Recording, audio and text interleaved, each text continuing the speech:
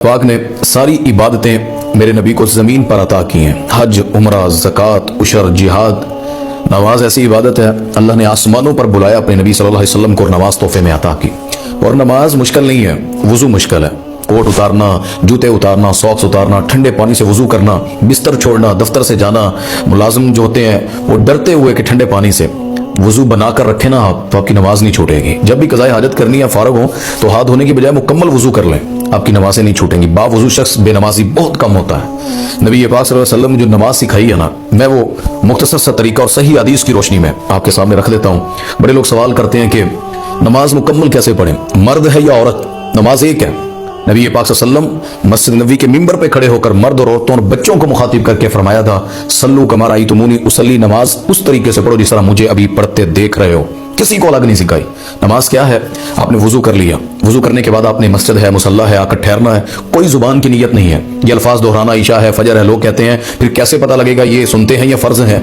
माज़अल्लाह, तुम्हारे अल्लाह को नहीं पता कि तुम्हारी मस्जिद कौन सी है, नमाज कौन सी है, तुम कितने पढ़ने लगे हो? नबी पाक सल्लल्लाहु अलैहि वसल्लम ने ज़बान से कोई नियत नहीं की। आपने आना है मुसल्ले पर खड़े होकर, सबसे पहले आपने अल्लाहु अकबर कहकर हाथों को बांध लेना है सीने पर, मर्द हैं या औरतें। आपने फिर उसके अंदर सना करनी है, फिर आपने सूरतुल फातिहा को पढ़ना है, फिर कुरान का कुछ हिस्सा पढ़ना है। उसके बाद आपने रफ़ल यदैन करके, ये सही हदीस से साबित है, और उसके बाद आपने रुकू में जाना है, फिर रुकू की तस्बीह करके, फिर समी अल्लाहु लिमन हमीदा करके अपने कंधों तक रफ़ल यदैन करके अपने हाथों को उठाना है।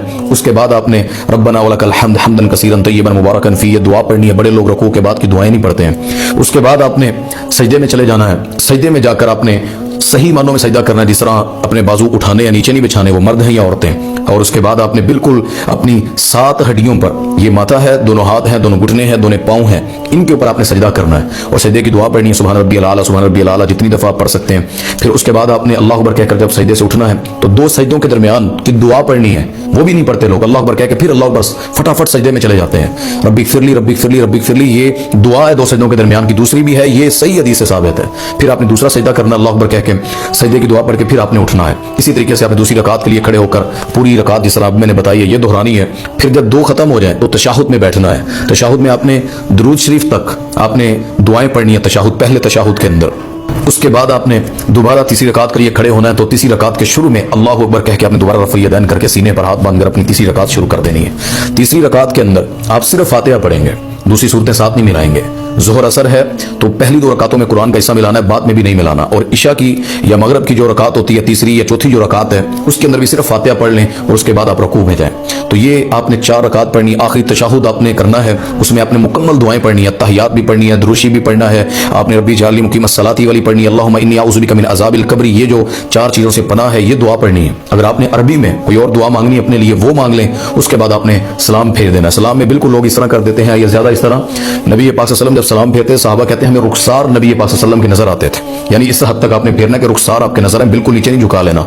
और इसी तरह आपने लेफ्ट पर सलाम फेरना। उसके बाद आपने सलाम के बाद उसके अज़कार करने हैं। ठीक है, हमारे लोग सलाम फेरने के बाद फौरन हाथ उठाकर दुआ शुरू कर देते हैं या ऊंची ऊंची विर्द करना शुरू कर देते हैं। ना तस्बीहात गुनाह है, ना विर्द गुनाह है, ना दुआ गुनाह है। लेकिन नमाज में नबी पाक सल्लल्लाहु अलैहि वसल्लम ने फरमाया कि सलाम फेरने के बाद आपने उसकी दुआएं पढ़नी है, नमाज के बाद के अज़कार करने हैं। तो ये नमाज का एक मुख्तसर तरीका मैंने रखा है। इंशाअल्लाह अल्लाह ने तौफीक दी तो साथ साथ जिंदगी रही तो बकिया चीज़ें भी, इसकी दुआओं पर भी इंशाअल्लाह आपसे गुफ्तगू। अल्लाह हमें सही मानों में नमाज पढ़ने की तौफीक अता फरमाए।